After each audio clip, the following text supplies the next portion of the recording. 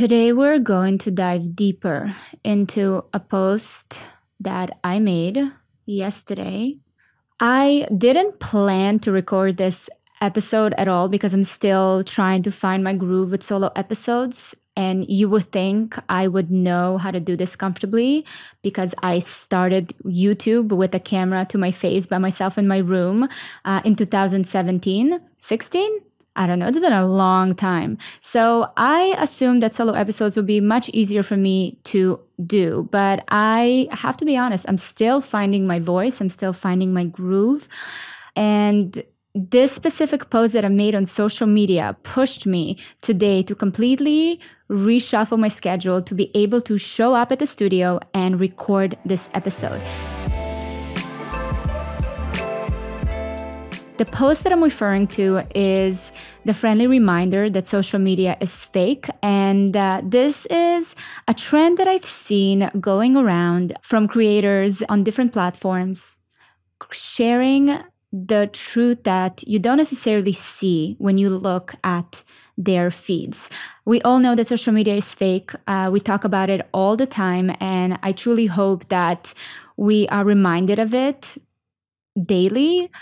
But I have to say, it catches you off guard because when you are consuming content nonstop, it starts twisting reality. And that understanding that a lot of people showcasing their highlight reels starts evaporating. And we get into this space of my life doesn't look like that. What's wrong with what's going on? What am I doing wrong? How I don't have my shit figured out. So I always love that type of content. And I had to find the right balance between sharing with vulnerability and truth and also not making that vulnerability a commodity. Because there was a time on social media, and there are still people that are doing that, and it works for them, by the way, no judgment, but where they giving away and opening up a lot because they know that that content hits with people. I've realized throughout my years on social media that there are things that I need to keep for myself, even though I know people love to see vulnerable content, people crying, people sharing their experiences. There is a connecting factor here. I am very thoughtful on what I share that is vulnerable and open, and I like to keep those things to myself. But back to the post that I'm referring to, when I saw it online, that specific one really spoke to me, and I thought that it is time for me to share a little bit of the truth that maybe people don't see when they look at my content, when they show up on my page and see me dancing and putting on clothes and, making comedy videos and showcasing the, beautiful aspect of life. So I went for it, and the response has been so beautiful and actually reminded me the power of social media and the power of community. So let's get right into the truths that I am so happy I shared on social media. I remember when I had Maximus, my third child, my sweet little angel, I was so deep in my girl boss era where I truly thought that I need to show up and prove to the world how capable and strong I am, because women, we can do it all. And you know what? I did. And you know what? I burnt out so bad that it took me around 2 years, full 2 years, to find my way back to myself. And I never really shared it because, again, that perception of, being strong and able and other people being like, wow, you can really do it all. That's amazing. That's something that for some reason I needed back then. I don't know if it was the influence of just that time where, women were truly juggling it all and trying to make it look seamless and polished. Or was I trying to prove to myself that I can do it? I don't know. It was very much of a self-sabotage era. And I have to say that I paid a deep price for it. I lost that connection to myself, to my child. I felt like I was constantly rushing. I was constantly trying to make everything work. I had to go on such autopilot in order not to feel the exhaustion, the depletion of the body, mind, and soul. And I am angry at myself that I got there. And even when Gary was like, slow down, you're good, I was like, no, there's more to do. There's more to say. I remember after pushing Maxie out when they moved us to a hospital room, I had my laptop and I turned it on and I was like, okay, time to catch up on emails. And it was so interesting to see that superwoman concept spoke to me. Let's talk about today's sponsor, Cozy Earth. A recent survey found that 7 in 10 parents get an average of 3 hours sleep in a baby's first year. And I want to tell you that it gets much better, but I honestly can't guarantee that. Sleep is one of the most, if not the most important part of our overall well-being and health. And honestly, there's no cream out there that can help you solve that. So for me, discovering better sleep with Cozy Earth's luxurious bedding product has been mind-blowing. They are crafted with temperature-regulating technology, so it adjusts to your body's needs throughout the different phases of sleep. On top of that, they use only the best fabrics and materials, ensuring that you are truly sinking into the softness of your bed. So prioritize your sleep health and treat yourself to the ultimate comfort with Cozy Earth's bedding and sleepwear. They even gave me an extra special code just for my listeners, so use the code Valeria for 35% off at CozyEarth.com. Cozy Earth is so confident you'll fall in love that they offer a 100-night sleep trial and a 10-year warranty. So once again, use promo code Valeria for 35% off at CozyEarth.com. Soft as a mother's touch. Cozy Earth wishes you a happy Mother's Day. But again, I have so much love and compassion to the 28-year-old Valeria who already had 2 small kids, who just had her third, and who was so excited about building her business and about the feeling of like time is running out, because that's what it felt around me at all times, that I am not really angry at her. And it took a while, by the way. It took a while to forgive myself for the choices that I've made, because obviously as a mother, you look back and you're like, I could have connected with my child. I could have let my body rest. I could have truly enjoyed the moments that I can't get back. But I've been through that process of crying it out, putting it all out there, writing it down, and really looking at the thought process that I had going in my head back then. So that was definitely a harsh lesson about not listening to my body and soul.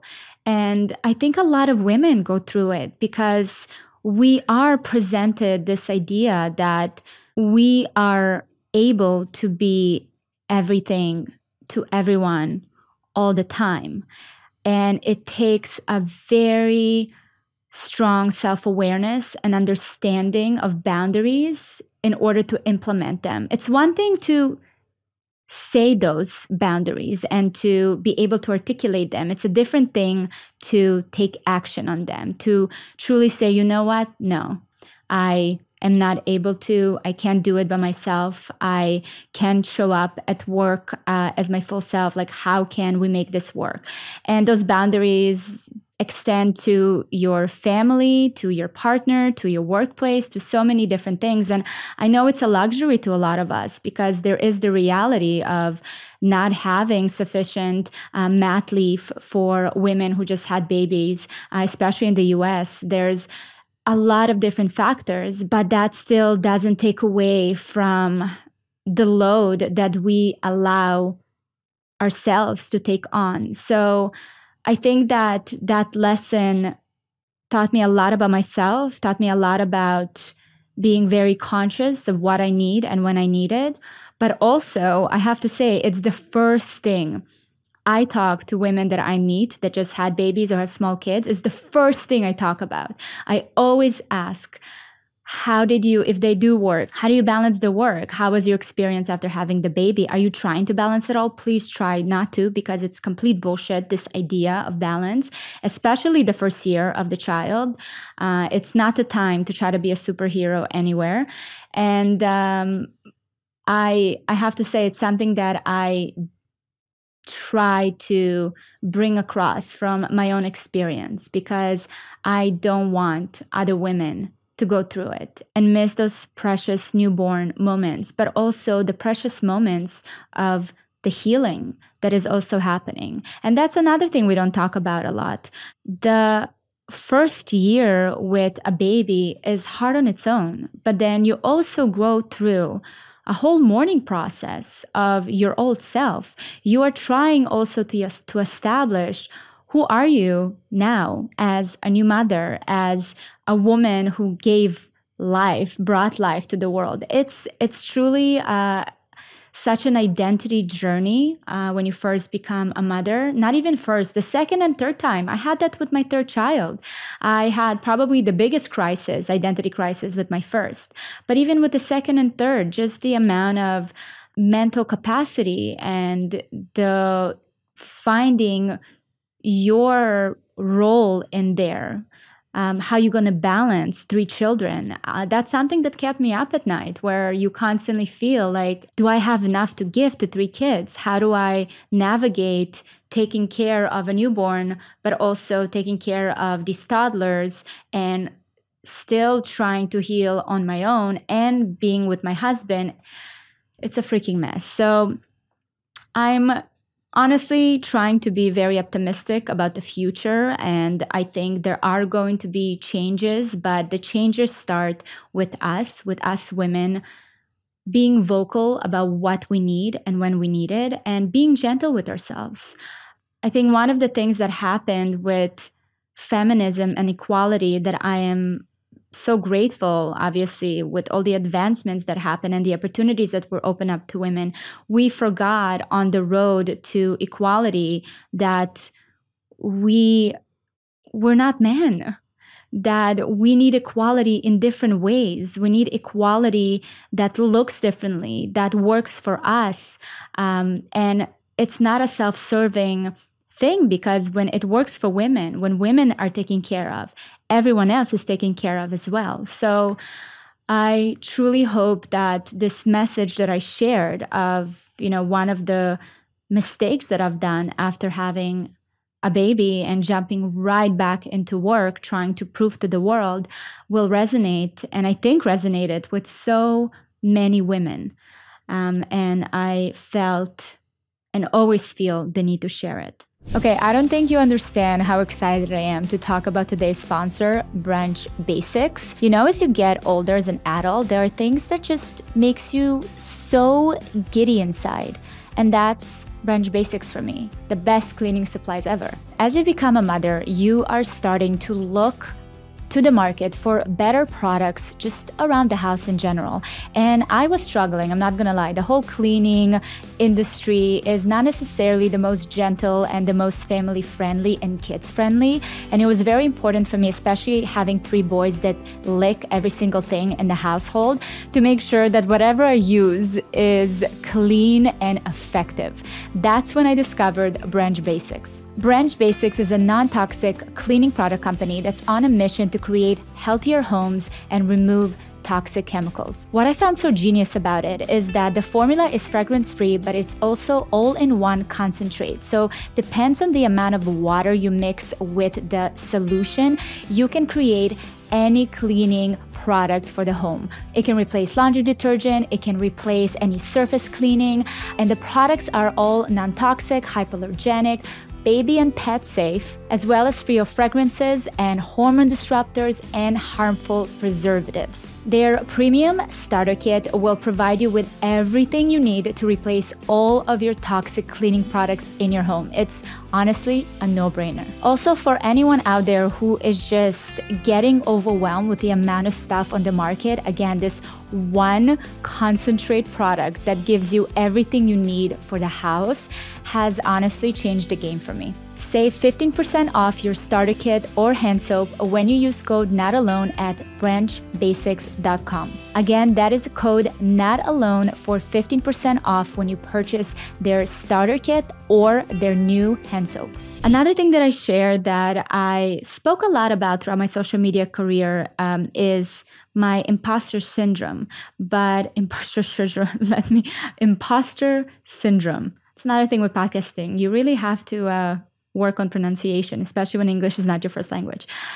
Imposter syndrome is something that I've battled with for my whole life, honestly, and I am by no means special in that regard. I feel like so many of us have them, and I think that these days it's even more amplified because now we have more examples and access to people that we can compare ourselves and our journeys with.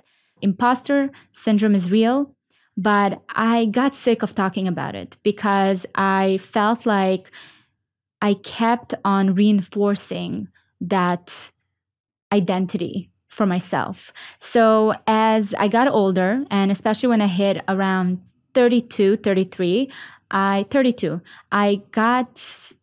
kind of eliminated that definition for myself, that characteristics, and I just started becoming very clear about who I am and what I want from my life. But in the post that I shared, I mentioned that I am still annoyed. I'm annoyed how long I spent playing small and downsizing my ambition just because I didn't believe in myself. And that's a hard truth to swallow because you can sit here and I can sit here and I can talk about how I've, got over the imposter syndrome and how now I'm a confident person, and I am, but that doesn't take away those what ifs that come up for me, honestly, every few months of opportunities that I've missed earlier on in my career and in my life because I was playing small, because I had this imposter syndrome navigating my life and my decisions. And that's something that I have to get through. And I think that a lot of us going through it, a lot of us look back, even though we try not to, but we look back and ask ourselves, what if I acted differently in that situation? What if I, back then, placed a bet on myself? What would have happened then? Yeah, there is a sense of sadness and loss a little bit, but on the bright side, there's also a sense of urgency today to make up for all the decisions and all the opportunities that I didn't take back then. So I'm so much more bullish today to say yes, to place myself in the right room and in the right conversations and feel confident about claiming those opportunities for myself. And it was very important for me to say that clarity came at 33, not at 22, not at 25, not at 28. I already got married, I already had kids. Not those ages, that clarity does not come. And if that clarity comes, I feel like a lot of it is a bit of a fake it till you make it syndrome, if you ask me. And listen, if it works, it works. But true clarity of understanding what it is that I want and the confidence to claim it came this year for me. So I am so beyond excited to see what's going to happen next, what this year will bring, what 34, 35, 40, 50. Are you freaking kidding me?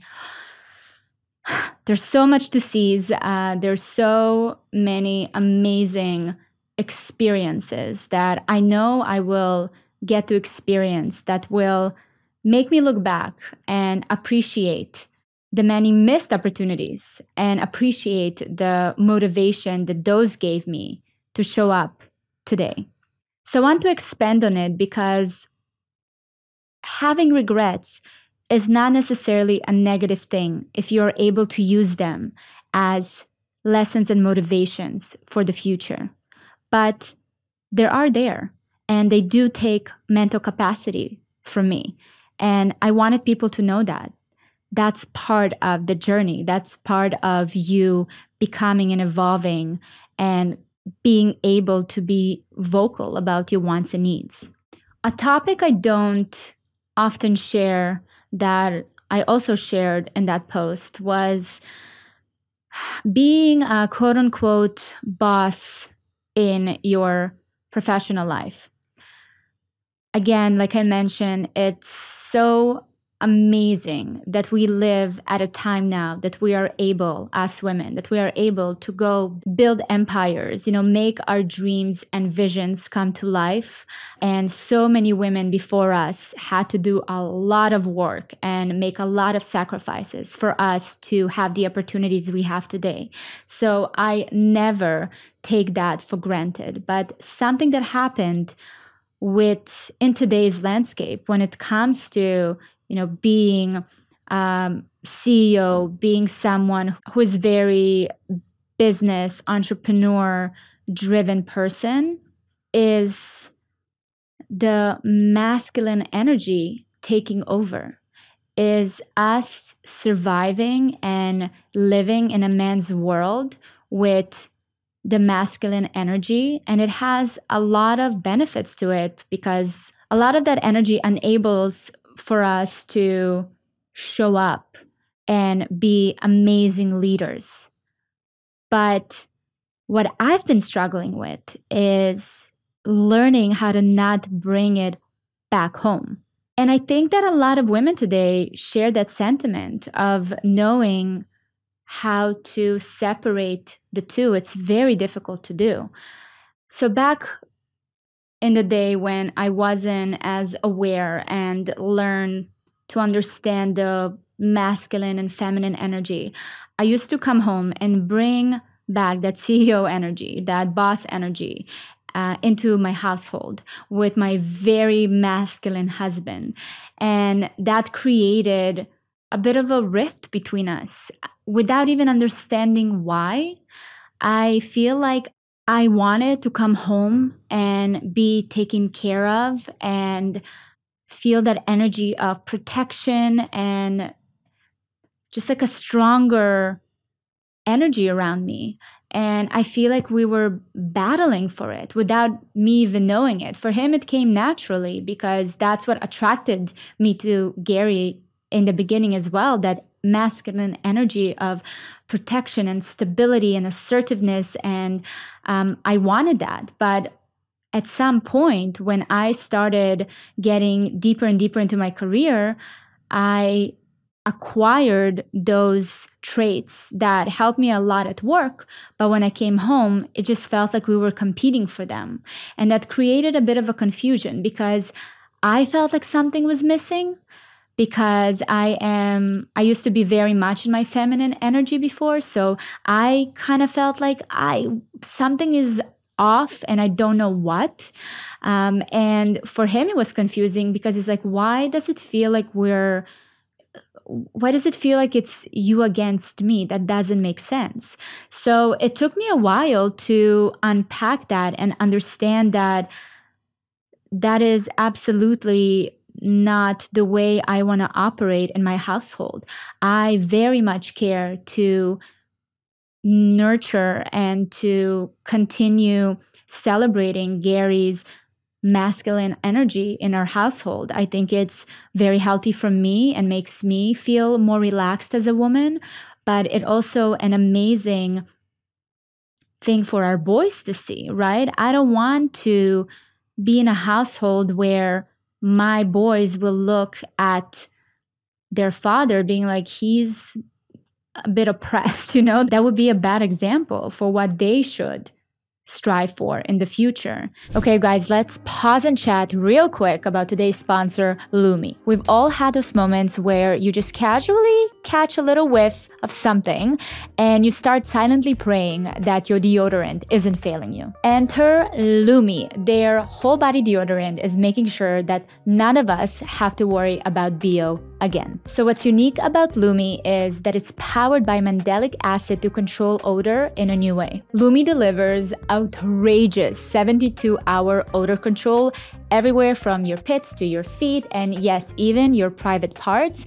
And actually, it was the patient's concern about private part odor that originally inspired the OBGYN who invented Lumi. Fast forward 6 years and her whole body deodorant has now earned over 300,000 5-star reviews from people like me who absolutely love the product. Part of my work is sitting in small little rooms and having very, very long conversation with my guests. So you know what? Girl needs to feel confident, and I have my Lumi beside me just in case. You never know. By the way, if you are listening on audio, I just applied my favorite scent. This is the Smooth Solid Toasted Coconut Deodorant, and it smells fabulous. Lumi's starter pack is perfect for new customers. It comes with a solid stick deodorant, cream tube deodorant, 2 free products of your choice, and free shipping. As a special offer for my listeners, new customers get $5 off a Lumi starter pack with code Valeria at lumideodorant.com. That equates to over 40% off your starter pack when you visit lumideodorant.com and use code Valeria. Now, I want to make sure that everyone is aware about the masculine and feminine energy, because I do still feel that I get comments like, well, you can be like a feminine and confident woman. You can. Both exist within all of us, but it's more about the balancing and navigating the two. I think feminine energy is a superpower for women. It is a source of creativity. It is a source of deep intuition. It is a source of empathy and compassion and authenticity. And I want to continue to nurture that in me. And if I won't have that, I will lose a sense of myself. And you know what? I don't think I've ever shared that, but I grew up in a household where my mother was so deeply in her masculine energy because she had to, by the way. She never had a partner that made her feel safe enough to get into her feminine and to feel comfortable there and celebrate it.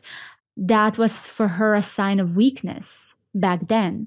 So I grew up seeing her constantly being this dominant force. And it was exhausting. It was exhausting for her. It was exhausting for me to watch. So when I met Gary, I think one of the factors that really made me look at him in a different way was the fact that he was the definition of that masculinity that I never seen in my household.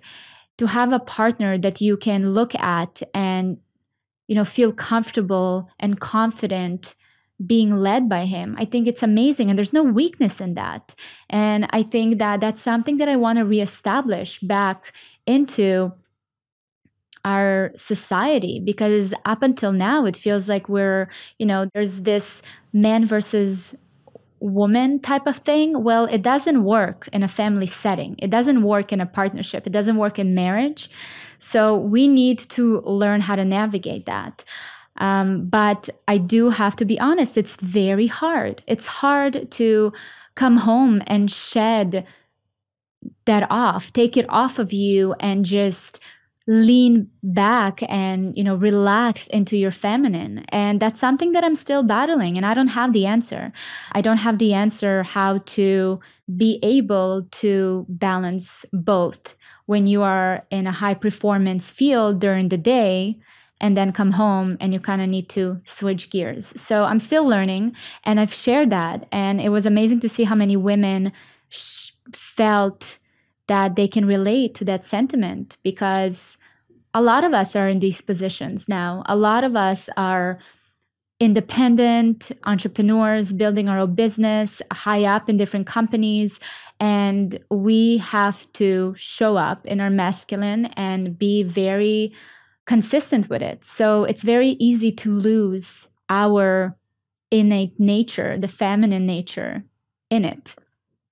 So I am still exploring that. I'm still learning. I catch myself at times still operating at home from that place, but I am able to identify it and self correct. And for me, I really wanted to make sure that I don't view it as a weakness the way I saw my mother view it when I was growing up. So I think it's important for me. I think it's important for my marriage. And I am continuing exploring this topic and this subject and seeing how I can navigate it better. And the more we talk about it, by the way, and I think it's very important to talk about it, the better job we're doing with educating the next generation of women. Because we don't want to raise girls, in my opinion, we don't want to raise girls that will be prone to burnout because they're operating at full masculine energy and they are losing those special parts of themselves. Because there's gonna come a day when they wake up and be like, something is not right. Something is missing. Something within me is either asleep or dead. And they won't be able to articulate what it is because I see it with my mother. We had so many conversations about it. And I think now at the age of 53, she's starting to see and to learn about her femininity and about her feminine energy and how much she needs it.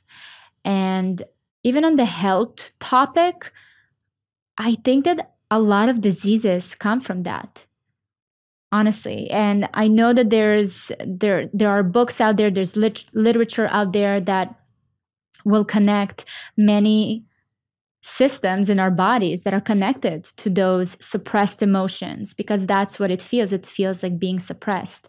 Those suppressed emotions, that blockages. So I just think that it's a very important conversation to have. And I wanted to put it out there for women to know that this generation is dealing with kind of a whole other set of challenges, being more of, free and driven woman. On the topic of being driven and building careers, something that I've realized in the past year for myself is that I don't celebrate any milestones or accomplishments. And I don't do that because I just never feel like they're worthy. I never feel like they're enough. And by the way, it's something that I've noticed both Gary and I do. And we talked about it a couple of times, just being like, why are we like this? Why do we hit these amazing things that were on our list that we've been working towards? And then when it happens, we rarely even make a note of it. It's more like, okay, great, good job. Next. What's the next mountain we need to climb? And I have to say that I don't like that. I don't like it because I feel like it robs me from enjoying the journey, because that's what it's about, the journey of it all, not the actual accomplishments. And I think that's what I need to learn how to differentiate. The accomplishments themselves don't ignite anything in me. The actual achievement of it, the actual thing that I wanted, when I get it, that doesn't do much for me. But it's the acknowledgement of all the things I've done in order to get there is what I want to learn how to celebrate. I want to be able to have a glass of champagne and pat myself on the back, being like, you did that. I did that, And I don't know why it's so difficult for me to do. And I dislike that about myself. And because I dislike it, I am working very hard to fix it. I started by, and that's still one of my favorite social posts that I've done, but I started with popping champagne to celebrate my biggest failure. That I felt was more important to do because there was a lesson I wanted to share there. But that made me feel so good. It helped me to close a chapter. It helped me to look back at all the challenges that I've gone through and being able to articulate the lessons that I've picked up, but also the emotional challenges that I got through. And it gave me a whole other sense of confidence. I want to do that for my successes, for my milestones, for the good accomplishments. And that's so interesting to me that I find it so difficult to do and so not important to do. So we're going to dive more into that, but it was interesting to see how many of us felt the same way, felt that we never are able to cheer for ourselves when the job is done. I think also one thing that stops me from the celebrations of it is the feeling that there's still so much more to do and so much more to achieve and so much more to explore. And that is absolutely true, but you can do both things at the same time. They are not contradicting each other. So there's a lot of inner work that needs to happen here, a lot of rewiring that I need to do in order to get there. But you know me, I will be sharing the journey. This is what we're here for. Speaking of milestones, I also want to bring it back to my motherhood journey. I find that I've become so much better at celebrating myself as a mother and acknowledging my kind of wins and my journey as a whole. And I'm very proud of the mother that I am today and the mother that I'm still becoming, because that journey never ends.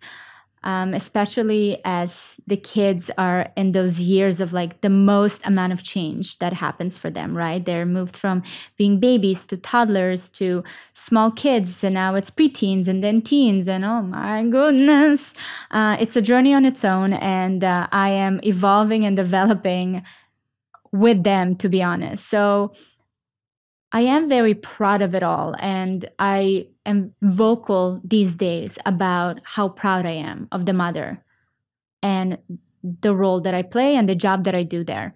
But that doesn't take away the feeling of guilt and inadequacy that show up for me all the time.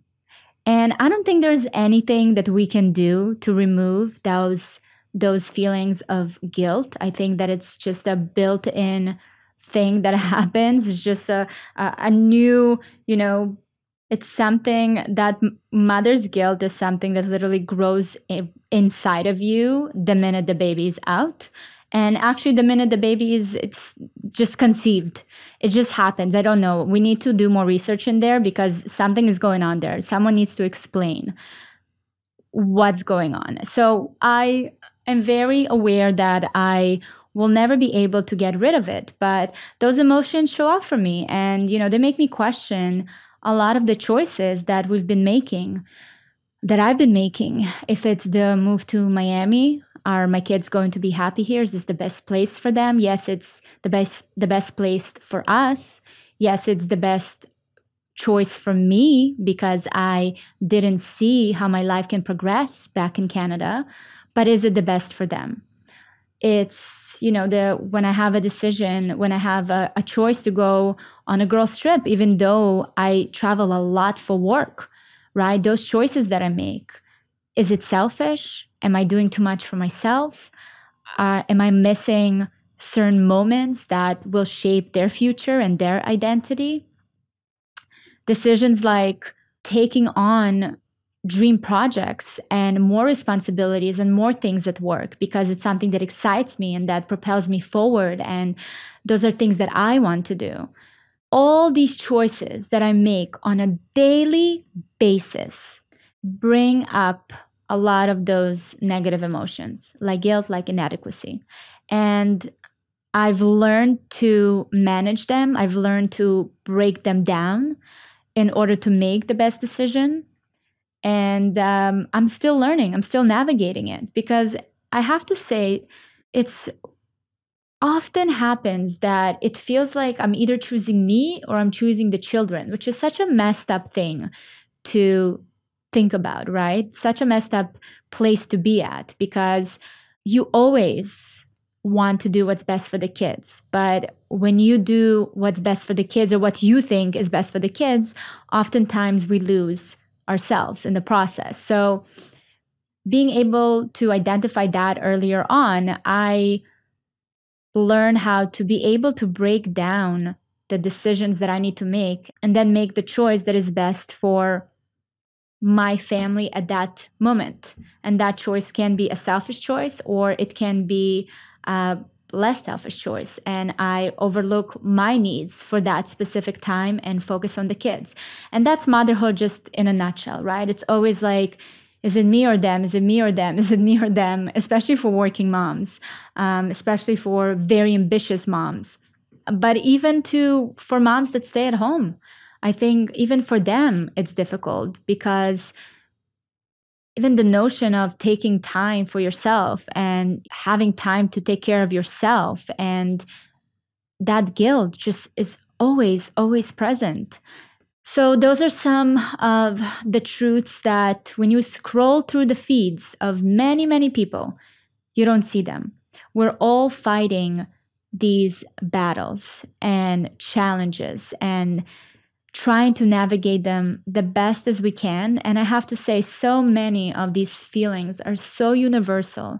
And that's why I think it's so important to be able to speak about them, to share those challenges, to have a community that is open and can share their feelings about it, because that's when we feel like we're not alone. And even though I don't have solutions or answers for all these challenges, me going through my DMs and the comments and seeing how many of you going through the same doubts and same thoughts, I feel more at ease.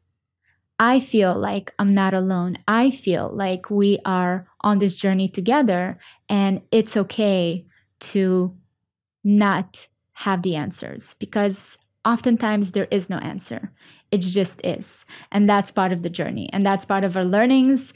And this is what it's all about.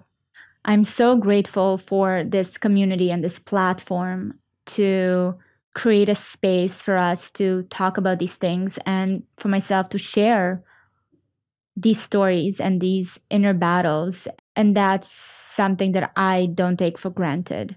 Thank you guys for listening to this episode. I felt the absolute need to expand on all these things that I've shared.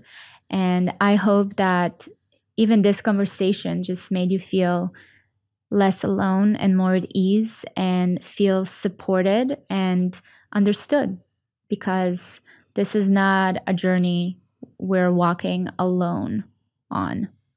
I'm going to link the post that inspired all of this at the bottom in the description box. And I would love you to read it or to make notes from this episode and sit down and talk to your village about it, to your circle of friends, to if it's one friend or two friends, your mother, whoever it is, that you can sit and dissect it with your own life experiences. I'm telling you, this will heal parts of you that you didn't even know that needed healing. And I hope this is the gift that I'll be able to give to you with this episode.